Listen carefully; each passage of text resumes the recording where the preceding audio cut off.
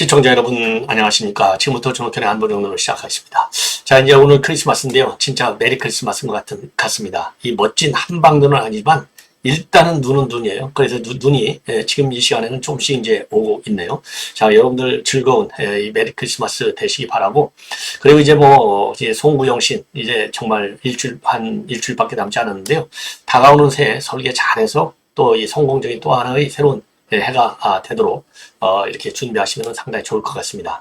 자, 이제 우리는 정치적으로 말이죠. 우선 이제 비대위 체제가 내일 이제 한동훈 비대위원장이 출범을 정식으로 이제 취임을 하는 걸로 되어 있어요. 자, 그래서 내일부터 이제 한동훈 시대가 돌입이 됩니다. 자, 그래서 이 한동훈 장관이 지금 제일 먼저 해야 할 일. 그래서 이제 흔히 여러분들께서도 뭐 다 아시겠지만은요. 우선 이준석이가 27일 날 탈당하잖아요. 그리고 28일 날 또 이제 김건희 여사의 특검법이 통과가 됩니다. 그리고 29일부로 비대위원 선임이 끝납니다. 이제 발표가 돼요. 자, 그러다 보니까 날짜 순으로 27, 28, 29 요게 이제 하나씩 오는 요게 말이죠. 이 조선일보에서 그런 표현을 쓰고 있는데 일종의 킬러 문항이라는 것이죠. 요거를 한동훈 장관이 과연 어떻게 다루냐에 따라서 비대위 선거는 물론이고, 물론 이제 한동훈 정치인으로 이제 변신하는 거잖아요. 정치인 한동훈이. 장관 한동훈은 일단 대성공을 했다고 보고요. 정치인 한동훈의 성공 여부의 이 키가 바로 요 세 가지다. 요런 이제 분석을 하고 있어요. 자, 그래서 요 내용, 이 킬러 문항. 그러니까 이제 흔히 얘기하는 대로 한동훈 장관이 이제 일타 강사가 돼서 이거를 절묘하게 제대로 이제 해결하느냐, 안 하느냐가 이 대한민국 국가 발전에도 큰 이 변수가 되지 않나 하는 생각이 들어요. 그래서 요 내용을 말씀을 드리겠고요. 그리고 지금까지 여러분들 잘 아시다시피 이제 한동훈 장관 하면은 칼검사 그렇잖아요. 특히 특수통. 그러다 보니까 정치권하고는 상당한 거리를 두고 있었다. 더군다나 이제 한동훈 장관은 술을 못 먹는다는 거 아니에요. 그리고 사이다 마신다는 거 아니겠습니까? 자, 그러다 보니까 아무래도 이 남성의 경우에는 이제 대한민국에서는요, 이 술이 굉장히 중요한 일종의 이제 뭐라고 그럴까요? 이 매개체가 되지 않습니까? 사람과의 이 네트워킹을 하는데, 그런데 이제 술 안 먹죠. 그 다음에 칼 같은 검사. 그리고 이제 이 칼 같은 거 특수통 검사니까 정치권 재계, 여기하고도 이제 일정한 거리를 두는 이런 공직생활을 해온 것.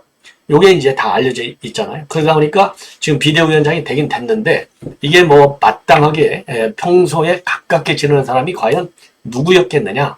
그리고 누구냐, 지금 현재 시점에서는. 그리고 비대위원 인선을 포함해서 나름대로 전국 구상을 해야 되는데, 여기에 누가 영향을 주고 있는지 이제 상당히 궁금한데, 중앙일보가 최초로 나름대로 좀 보도하고 있어요. 자, 그래서 지금 국민의힘 안에서는요, 사선, 그리고 이제 국무위원을 같이 했던 권영세, 그리고 이제 원내대표인 이양수 의원, 그리고 이제 또 이 조정훈 의원, 그리고 이제 이 국회 밖에서는 주진우 법률비서관, 요런 분들이 지금 가까운 최측근 중에 한 사람으로 이렇게 이제 거론이 되고 있어요. 자, 그래서 요 인맥이라기까지는 아직 지금 표현하기는 어렵겠지만은 여하간 극소수에 불과하지만 요런 분들하고 최근 지금 현재 자맹을 하고 있는데요. 전화도 하고 그래서 자문을 받고 이랬다라고 하는 보도가 나오고 있어서 이 인맥 관계를 조금 그 사연을 정리해 드리도록 하겠고요. 자, 그 다음에는요, 지금 이제 북한 상황이 심상치가 않은 것 같습니다. 자, 내년 총선을 말이죠. 이 호기로 이용해서 대남 공작을 그 어느 때보다도 강화하는데, 지금 내년 총선과 관련해서 대남 공작이다. 그러면은 이제 선거판을 혼란으로 빠뜨리기 위한 전술 전략, 요거지 않습니까? 요런 것이 이제 예측이 되는데, 지금 이제 보도에 따르면은 김영철의 복귀가 이게 심상치가 않다.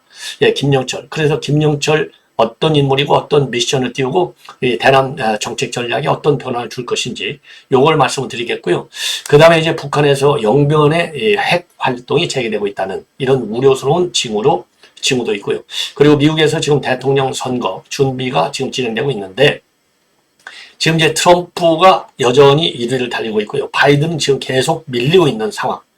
그런 상황에서 이제 헤일리 전 유엔 대사가 돌풍을 일으켰다고는 보도가 나오고 있습니다. 그래서 미국 대선의 경우에 우리 이제 국내 정치에 미치는 영향, 그리고 우리의 그 미국 대선 대통령이 누가 되느냐에 따라서 우리의 이제 대외 정책 전략에 미치는 영향이 크기 때문에 제가 기회가 있을 때마다요, 조금씩 단편 누수 형식으로라도 여러분께 이제 짚어드리도록 할 예정입니다. 시청자 여러분들께서요, 이제 지금부터는요, 뭐 항상 마찬가지지만 안보 뉴스가 굉장히 중요한데, 안보 뉴스에 대한 관심이 너무나 멀어져서 참 저도 걱정스러운데, 최소한도 저의 방송만이라도 조금씩 봐주시면 이 국내외 정세를 이해하는데 상당히 도움이 되지 않을까 이렇게 생각이 듭니다. 자, 그러면요, 먼저 제가 지금 말씀을 드린 대로 이 자료 화면을 하나 이제 보여드리면, 한동훈 장관 아주 잘생겼어요. 생긴 것도 보니까 볼수록 좀 잘생기지 않았나 하는 생각도 들어요. 예, 제가 잘생겼다는 것은 여성이 잘생겼다는 것도 뭐 의미가 다 다르겠지만은, 제가 이제 한동훈 장관이 잘생겼다라고 하는 것은요, 눈매가 깔끔하다. 예, 깔끔하잖아요. 총명하게 생겼다. 총명성에 제가 바탕을 두고 잘생겼다는 거 하는 것입니다. 그래서 또 오해하지 마십시오. 예, 총명이라고 하는 것은 왜 그러냐? 지혜, 그 다음에 이제 스마트, 이런 건데, 지금 전국이 그만큼 이제 꼬여 있기 때문에 요거를 풀 수 있는 능력이 있느냐 없느냐의 갈림길이 이 지혜로움, 그리고 이제 스마트함, 이런 게 아니겠나. 그런 측면에서 지금 이 사진을 보니까 저도 지금 보도하려고 보니까 그런 생각이 갑자기 드네요. 예, 총명함. 자, 그래서 지금 세 가지 난데인데, 이건 이제 조선일보가 지금 보도하고 있는 내용인데요. 자, 내일 모레가 되겠죠. 27일 날 이준석이 탈당 회견을 하는데, 이 탈당을 어떻게 만류할 것인지, 아니면은 회유할 거예요. 회군이라는 표현을 써요. 회군하도록 할 것인지. 왜냐면은요, 친윤 핵쇼하고, 그 다음에 이준석과의 관계에서는 불신과 감정 이골이 너무나 깊어 있어요. 그래서 이거, 이준석이를 다시 회군시키는 거, 이렇게 해서 통합 동력을 확보할 수 있을 것이냐, 못할 것이냐. 요게 이제 큰 하나의 변수가 된다. 이런 얘기가 되겠습니다. 그래서 요와 관련해서는요, 뭐, 찬반 양론이 있는 게 이제 뭐, 당연히 찬반 양론이 있죠. 예, 그래서 지금 이제 이준석이는요, 제가 보는 견지는 정치권에서 보는 시각은 뭐 여러분들 뭐 이미 다 아시는 거지 않습니까? 자, 그래서 지금 이제 일각에서는 아이고, 그래도 청년 표심 이게 얼마나 중요하냐. 그리고요, 지금 대선, 그 다음에, 그러니까 이제 맨 먼저 서울시장과 부산시장의 보선, 그 다음에 대선, 그 다음에 지방선거, 어쨌든 세계 선거를 이기는데 기여한 사람이 바로 이준석이 아니냐. 그러니까 어떻게든지 간에 이게 만약에 혼자 창당을 해서, 이 별도의 신당을 만들 경우에는 내는, 지금 이제 총선에서도 상당히 불리하다. 그러니까 밉지만 껴 안아야 된다. 이런 얘기가 있고요. 그리고 다른 한 상황에서는 그거 껴 안아봐야 무슨 소용이 있느냐. 더군다나 지금 이제 이준석이가 요구하는 것이 대통령 사과, 그리고 총선 지휘권을 요구하고 있는데 이미 집도끼가 다 떠나지 않았느냐. 그리고 이거를 갖다가 그럼 한동훈 장관이 들어줄 수 있느냐? 들어올 수 없다. 그러면 성과가 없는데 뭘 하고 굳이 무리해서 만날 필요가 있느냐? 이러한 시각도 강합니다. 그리고 이준석이 입장에서도요, 현재까지는 별로 만날 생각이 없다. 만나봐야 할 얘기도 없고, 그리고 한동훈 장관도 자기한테 해줄 얘기가 없다. 왜? 지금 한동훈 장관이 지금 무슨 결심이 섰겠느냐? 지금 윤석열 대통령만 의식하지 않는가? 이러한 비판적 시각을 가지고 있는 그러한 상황이 커요. 자, 그래서 지금 이제 한동훈 비대위원장이 이제 출범을 하면은, 이게 들어서면은, 지금 조금 전에 이제 말씀을 드린 대로 말이죠. 이준석과의 관계, 요거가 굉장히 큰 변수가 된다. 그리고 이제 두 번째 이제 김건희 여사 특검법이 되겠는데요. 김건희 여사 특검법과 관련해서도 여러분들 지금 여기 나와 있는데, 이 아바타 내로남불 프레임에 갇히게 된다는 거죠. 그래서 지금 대통령실에서는 절대적으로 이거는 뭐 수용할 수 없다. 그래서 어제 이관석 정책실장이 처음으로, 그리고 사실상의 공식적인 입장 발표로 마찬가지죠. 요거는 받을 수 없다. 예, 그 총선 전략의 일환이다. 이렇게 이제 딱 잘라서 지금 부인하고 있고요. 그리고 이제 윤 대통령에게 이미 우리 국민의힘에서는 거부권 행사하도록 건의를 하겠다라는 얘기가 나오고 있거든요. 자, 그래서 그러면은 이렇게 될 경우에는 지금 이제 아까 말씀드린 대로 요게 굉장히 큰 변수인데, 요 김건희 여사의 특검법을 과연 어떤 형식으로 마무리를 할 수 있느냐. 예, 요게 이제 두 번째 큰 변수가 되겠다는 겁니다. 자, 그래서 지금 이제 김건희 여사의 특검법과 관련해서는요, 여러분들 뭐 잘 아시다시피 기본적으로 지금 이제 이 대통령실 입장은요, 이거는 받아들일 수 없다. 왜? 이거는 악법 중에 악법이라는 것이죠. 예, 그리고 뭐 여러 가지 이유는 뭐 여러분들께 누차 말씀을 드렸지 않습니까? 그래서 지금 대통령실과 여당은 절대 수용 불가다. 그런데 이제 이 한동훈 장관이 이거를 갖다가 지금은 뭐 슬그머니 받아들일 수도 있다라고 하는 뉘앙스의 발언을 한 바 있어요. 자, 뭐라고 되어 있습니까? 법 앞에 예외는 없어야 한다. 다만, 총선 기간에 선전선동하기 좋게 만들어진 악법이고 그런 점을 고려해서 국회 절차 내에서 처리를 해야 되겠다. 그러니까 이 독소 조항을 제거하고 총선 이후에 추진할 경우에는 좀 타협 가능성이 있다. 이런 해석이 나오는 발언을 했어요. 그래서 이게 이제 조금 논란을 야기한 바도 있는데 지금 현재 대통령실의 경우에는 강한 반대 입장을 지금 보이고 있습니다. 그래서 대통령실하고 입장을 같이 할 경우에는 이거는 이제 윤석열 대통령 아바타다. 이런 비판 프레임을 더 세게 고정시켜주는 역작용이 예상이 된다는 거죠. 지금 이제 문제는 바로 뭐냐. 민주당은 밀어치죠. 용산은 반대하고 있죠. 그런데 이게 어떻게 된 건지 여론에서는 무려 70% 이상이 지지하는 걸로 되어 있어요. 이 여론의 지지가 한동훈 장관의 발목을 지금 딱 잡고 있는 겁니다. 만약에요, 지금 이제 이재명에 대한 그런 사법 방탄 같이 여론의 지지를 한동훈 그러니까 김건희 특검법이 여론의 지지를 받지 못한다. 당연히 그러면 아바타 후보 간에 그냥 노 딱 해버리면 되는데 이게 여론 지지가 70%? 그러면 이 사람들이 내년 총선에 어떤 변수 역할을 할 것이냐. 이게 이제 하나의 딜레마가 되는 것이죠. 자, 그리고 이제 세 번째로는요. 세 번째 킬러 문항은 바로 뭐냐. 비대위원을 29일 날 선임해서 발표하게 되는데 과연 비대위원을 누가 비대위원이 될 수 있겠느냐. 되겠느냐. 그래서 친윤계 위주가 되면은 이거는 혁신 이미지가 상실하고 그렇다고 비윤계로 하기도 어렵고 지금 그래서 나오는 안이 7, 8, 9 중심의 중년, 장년 이 조화를 이루는 것이 중요하지 않나. 그래서 지금 이제 이 7, 8, 9 컨셉이 하태경 의원이 맨 먼저 이거를 제시했어요. 자, 그래서 지금 이 세 가지 난제의 풀이 방향, 요것이 성패를 좌우할 것이다. 그래서요, 이 김영준 배재대 교수 같은 경우는요, 비대위원장에 임명되면 일주일은 오로지 한동훈 시간이 될 건데, 어떤 메시지 내고 어떤 어젠다를 제시하고, 그리고 어떤 인선을 하느냐가 그가 앞으로 어떤 정치를 할 것인지를 확인할 수 있는 일종의 시금석이 될 것이다. 이러한 이 전망을 내놓고 있습니다.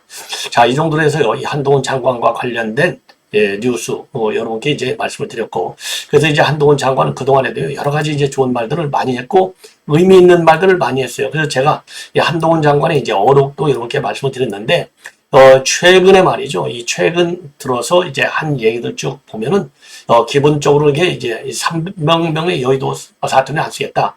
500만의 국민 언어를 쓰겠다. 이게 얘기는 이제 국민의 상식, 국민의 눈높이에서 정치를 하겠다는 이 이 이념 정치, 그렇죠? 팬덤 정치 이런 건 안 하겠다는 겁니다. 습니까? 그리고 정치인과 정치 깡패의 협업, 이게 이제 좌파들이 뭐 김어준 유튜브 대표적인 거잖아요. 예, 박시영 유튜브 이런 데 나와서 지금 이제 여권을 밀어붙이는 거, 요거 절대적으로 용납하지 않겠다. 이런 의미의 발언으로 해석이 됩니다. 자, 이 정도로 이제 말씀을 드렸고요. 자, 그래서 지금 이제 한동훈 이제 비대위 이제 뭐 기정사실화 됐는데 지금 이제 제일 큰 문제는요. 김건희 여사 특검법도 있고 뭐 비대위 인선도 있지만은 그거는 뭐 지금 이준석 껴안느냐 아니면은 배척하느냐, 요거보다는 난이도가 좀 쉬운 문제다. 그래서 지금 이제 이준석과 유승민을 딱 품어가지고 보수 대통합으로 갈 것인지 아니면은 한 장관 본인을 중심으로 해서 보수 재편을 할 것인지가 가장 큰 포인트가 아닌가. 예, 요런 지금 이제 해석이 되고요. 그 다음에는 지금 이제 이 한동훈 장관의 지금 이제 인물들 누가 거론될 수 있느냐. 자, 조정훈 의원, 그 다음에 이제 주진우 법률 비서관, 요런 사람들이 지금 거론이 되고 있다라고 하는 것이 지금 중앙일보의 보도로 되어 있습니다. 자, 그래서 이 중앙일보 이 보도 내용을 여러분께 이제 간략하게 말씀을 드리면요. 자, 우선요, 한동훈 비대위 출범을 갖다가 우리 국민 지지층에서는 무려 66.3%가 지지하고 있어요. 그리고 전 국민들 조사에서는 34.3%가 지지를 하고 있습니다. 이것은 이제 CBS 노컷뉴스하고 알렌서치의 적합도 조사 결과 나온 겁니다. 자, 그래서 지금 한동훈 장관의 경우에는요, 이제 이 국민의힘에서 이제 압도적인 지지를 받고 출범을 하는 겁니다. 자, 그러다 보니까 비대위원이 15명인데 그 중에 이제 당대표하고 원내대표, 그 다음에 유이동 정치의장, 요 세 명은 당연직이에요. 그러니까 이제 12명을 임명할 수 있는데, 제가 한 장관이요, 역대 보수정당 최연소 비대위원장이라기 때문에 아무래도 7, 8, 9 중심에 지금 이 젊은 비대위원들이 전면에 나설 것이 아니냐, 이런 예상이 많아요. 자, 그렇지만은요, 어쨌든 간에 아까 말씀드린 대로 이 정치권의 인맥이 이제 제한되어 있기 때문에 과연 누가 비대위원이 될 것인가 예상하기가 그렇게 쉽지가 않다. 이런 지금 설명이 나오고 있습니다. 그러다 보니까요, 최근에 이제 통일부 장관하다가 지금 여의도로 돌아선 사선의 권영세, 그리고 당내 원내 수석 부대표인 이양수 의원. 죄송합니다. 이런 의원들한테 많이 도와달라, 이렇게 전화로 지원 요청을 했다고 하고요. 그리고 이런 가운데 지금 이제 뜨고 있는 인맥 중에 한 사람이 조정훈 시대전환 의원, 그리고 주진우 법무비서관, 이런 사람들이요, 이 친한 인사로 주목을 받고 있다고 합니다.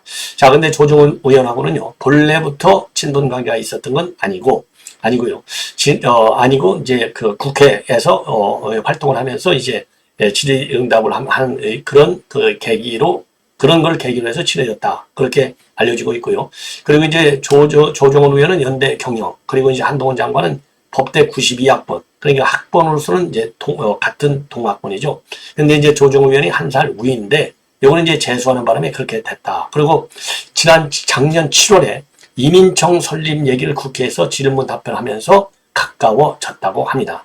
그래서 조정훈 의원이 이제 언론에 밝힌 내용을 보면은 한 장관이 먼저 연락하고 수시로 소통 중에 있고, 근데 둘 다 술을 안 먹는데요. 그래서 만나면 콜라를 마시면서 대화를 하고 있다고 합니다.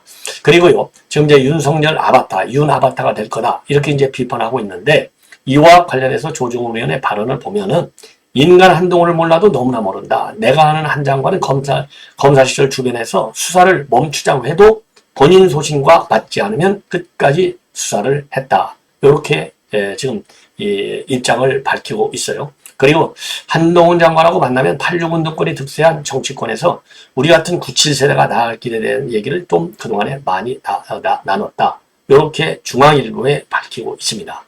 그리고 검찰 출신 중에서는요, 주진우 법률관 비서관이 측근 중에 측근으로 뽑히고 있다고 하는데요. 주진우 비서관은요, 2018년도 이 환경부 블랙리스트 수사하다가 좌천당해갖고 열받으니까 이제 검찰에서 내려왔어요.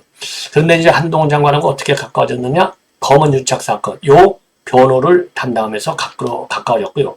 이동재 기자, 이거 무죄를 끌어냈는데 큰 역할을 했지 않습니까? 자, 그리고 윤석열 정부 출범 후에는 사면, 그리고 대법관 인사, 이런 사법 이슈 때마다 소통을 이어오고 있다고 합니다.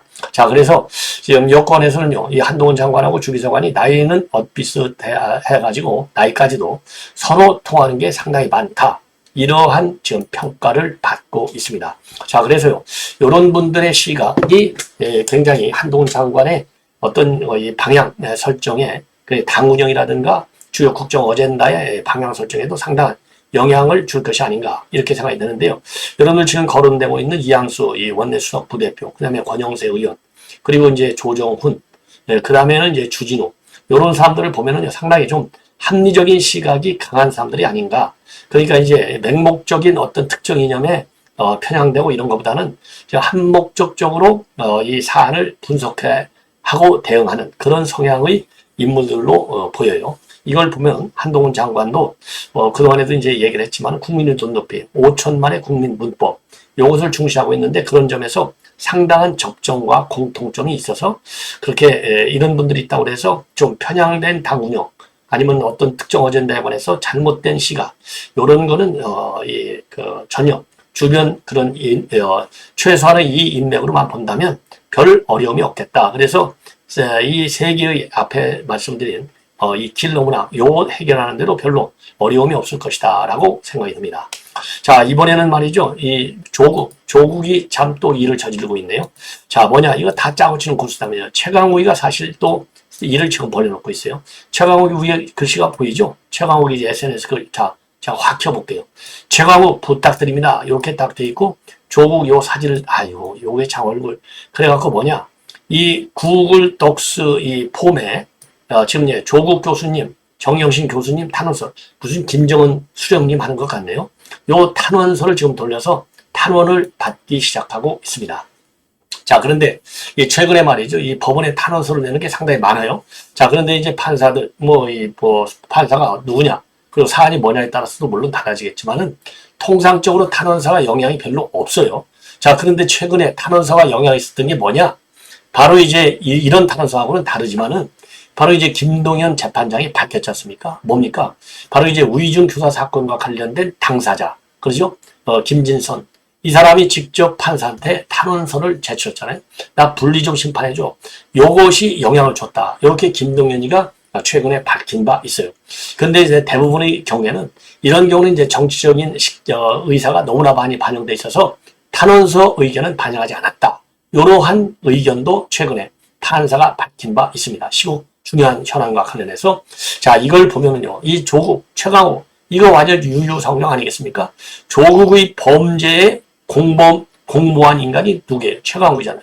최강욱이가 그래서 지금 잘려나간 거 아니에요? 배치 뛴 거 아닙니까? 조국 아들. 자, 그런데 지금 조국이 조국 아들, 딸, 이 자녀 입시 비리 문제, 뭐 등등 여러 가지로 지금 걸려 있어갖고 법정 이 지금 2년 2년 선고를 받았어요. 그리고 2심에서는요 5년형을 구형을 지금 받은 상황입니다. 그리고 정경심이도 마찬가지. 자, 그런데 이러한 민감한 정치적인 사건에 관해서 지금 죄가 없으니 탄원해달라, 이러한 입장을 낸 겁니다. 자, 이게 과연 어떤 영향을 줄까요? 제가 보기에는 오히려 좀 괘씸죄로 몰아야 될 것이 아닌가, 이런 생각이 들어요. 그래서 이 조국의 이 탄원서 다시 한번 제가 보여드리고 있는데, 요거 탄원서 반드시 법원에서 이 배척될 것이다. 이런 생각이 듭니다. 자, 이 조국. 자, 왜 그러냐면 이미 정경심 재판은 4심까지 갔잖아요. 그리고 이제 조국의 경우 1심까지 전부 다 유죄 판결을 받았어요. 더군다나 지금 이제 자녀 입시 비리에 중점을 준다면 7가지 중에서 이번 1심에서요 6개가 유죄로 판결이 된 겁니다. 그런데 지금 이제 정경심은 세 법원에서 다 유죄. 그리고 이제 조국까지 오면 한 법원. 그럼 총 4개 판사가, 4개 재판장이 전부 유죄를 때리는데, 최강욱이가 이게 무죄니 선처해달라? 이거 통하겠습니까? 자, 뻔뻔한 거죠. 요거 오히려 조국의 강을 또다시 못 건너게 만드는 중대한 사고가 아닌가. 이거는 조국을 위한 길이 아니라 오로지 개딸, 그러니까 자기 진영 정치를 아직도 버리지 못하고 있는 이 조국과, 그 다음에는 이 최강욱이, 참 이거 한심하다. 한심한 인간들이다. 이런 인간들이 어떻게 사법시험에 합격해가지고 이 법률가가 됐는지 도저히 이해가 되지 않습니다. 자, 그래서 역풍부몰이를 우리가 해야 될 것이 아니냐. 그래서요, 지금 여기 탄원서 내용, 일일이 제가 말씀드릴 필요도 없지만요, 우선요, 이 탄원 내면서 이거는 그야말로 중형에 처해야 할 정도의 중죄가 아니다. 이런 취지로 선처를 해달라. 이런 입장을 내놓고 있습니다. 예, 중죄가 아니다. 자, 그리고 지금 중죄가 아니다. 야, 이거, 그래서요, 중죄가 아니기 때문에 이 선처를 해달라고 하고, 우리 사회의 평균적 시민으로서 갖는 상식과 양식에 비추어서 탄원한다고 되어 있는데요. 우리 국민들의 평균적 상식으로는 중죄에 처벌이 되어야 한다가 우리 국민들의 지금 인식이라고 하는 것을 똑바로 알기를 저는 바람하지 않습니다. 예. 자, 그리고 이제 또 하나는요, 죄질이 나빠요. 여전히 죄질이 나쁘고, 최후 진술에서도 조국이가 뭐라고 그랬어요? 전혀 잘못된 점이 없다. 검찰이 탄압수사다. 멸문 취하로 몰고 갔다. 요런 이 정치적 프레임을 써서 비판하지 않습니까? 요런 것만 보더라도, 이 절대적으로, 조국과 정경심은 탄원서 주장하고는 정면 배치되는 행보를 보이고 있는 점에서도 용서할 수 없는 인간들이 아닌가, 이렇게 생각이 듭니다. 자, 이번에는 이제 북한 관련 뉴스인데요. 이거 김영철이, 그야말로 천안함 연평도 포격, 그리고 사이버 해킹, 요런 장본인이 바로 김영철입니다. 자, 그래서 최근에 말이죠, 이 김영철이가 지금 이 복귀가 됐어요. 그래서 이와 관련해서 국정원 산하연구원인 이 연구원의 김일기 신흥안보연구실 책임 연구원의 이 논문이 나왔습니다. 보고서. 그래서 북한의 영향력 공작과 우리의 대응 방향, 이런 보고서에서 나온 건데요.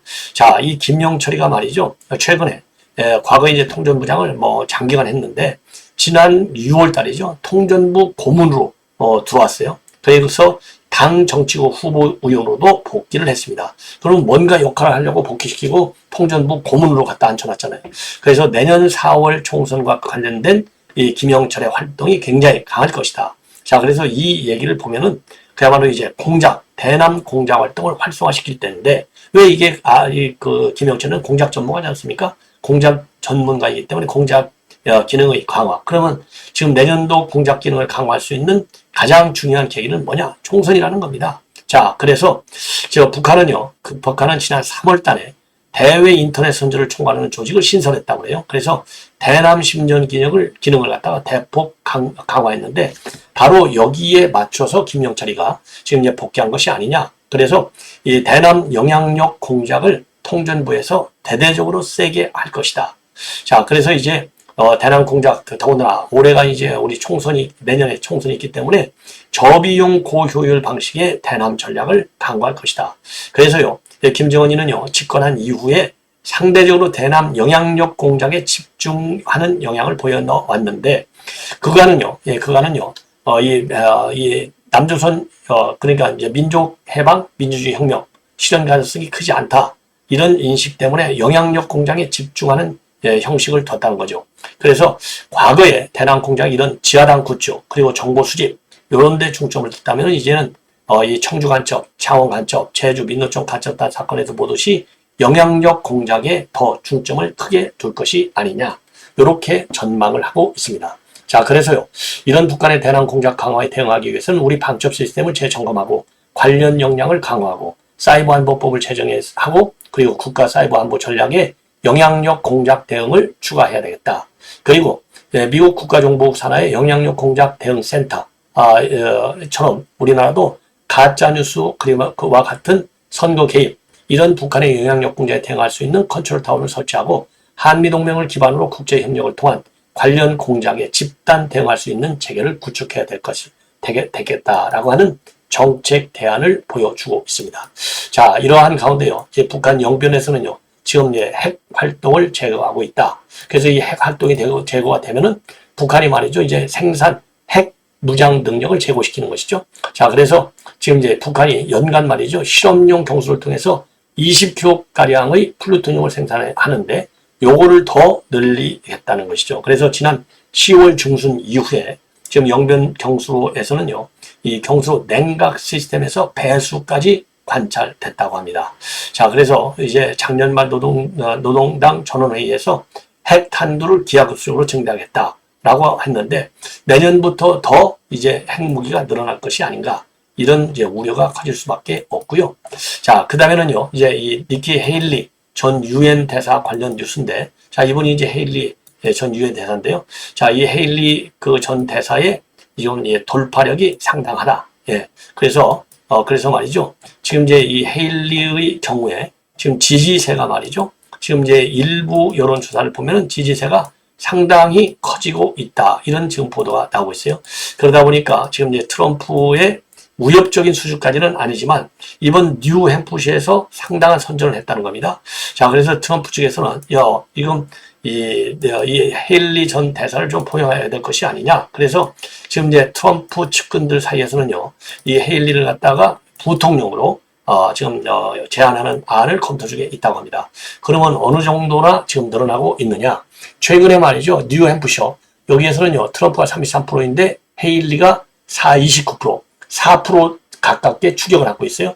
그리고 이제 다른 여론조사들을 보면은 이 44대 30, 52대 22, 45대 18, 나름대로 의미 있는 수치의 지지율을 확보하고 있다. 그래서 지금 트럼프가 굉장히 열이 받쳐 있다라는 지금 보도가 나오고 있고요. 그리고 바이든 대통령이 40% 아래로 계속 떨어지고 이 회복이 안 되고 있다. 이런 뉴스가 나오고 있었어요.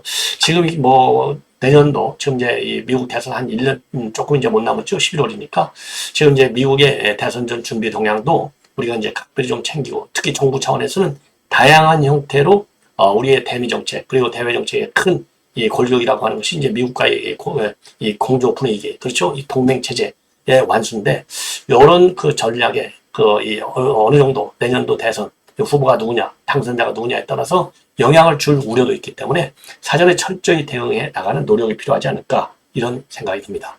자, 시청자 여러분, 이렇게 해서 본 방송은 마치겠습니다. 대단히 고맙습니다.